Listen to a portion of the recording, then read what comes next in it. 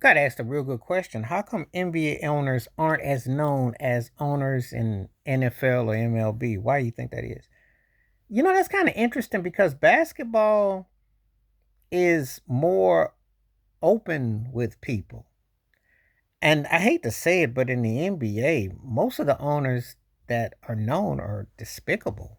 I mean, James Dolan was known, Donald Sterling was known, and then that Robert Sarver for the Phoenix was known, and they usually don't have the best reputations. Now, you get a guy like Peter Holt with the Spurs, who's low key, but he's done good. Mick Arison with the Heat. Of course, people know Mark Cuban, the Maloof brothers before they sold in Sacramento.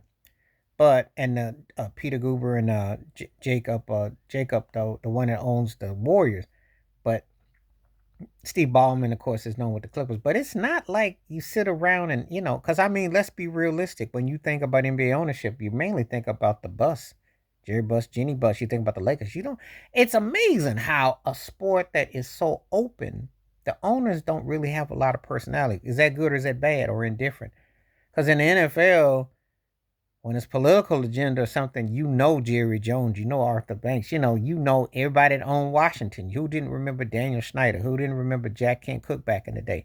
Peter uh, Peter Allen, Paul Allen when he owned the Seahawks. I mean, it was known almost like it was broadcast in a way that you could not know it. The Rooneys in Pittsburgh, all that. And in baseball, George Steinbrenner was like a household name. O'Malley, Rupert Murdoch with the Dodgers, all that. I mean, it's like the conglomerates and people knew.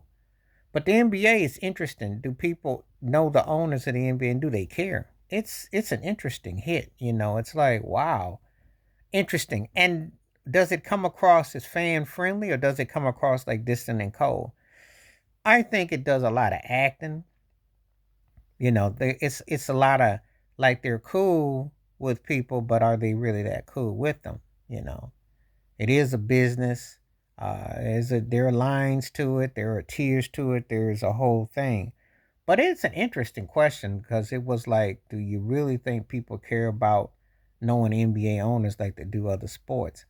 And again, like I said, most of the NBA owners that make headlines are not the most coolest version. So it makes for an interesting, situation and occurrence with how you look at it. But I thought I would definitely tackle that one because that doesn't usually get talked about in a topic. NBA owners and, because sports owners, I mean, you see some of them, but they're worth tons of money, multi billionaires, you know.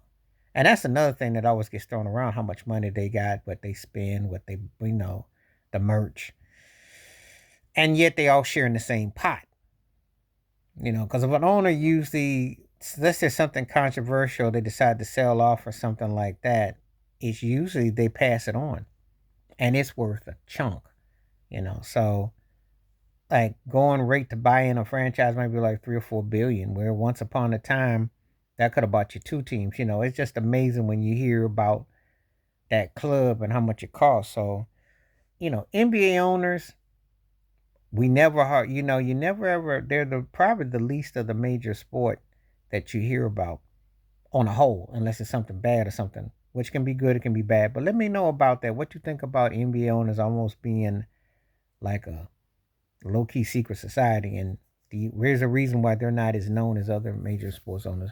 Please like, subscribe, welcome thoughts, comments, and I do respond. Thank you. Wash your hands, keep your mind clear. Watch out for another shit. If you like, stay safe, stay blessed, stay woke, stay free. On my one time. Peace.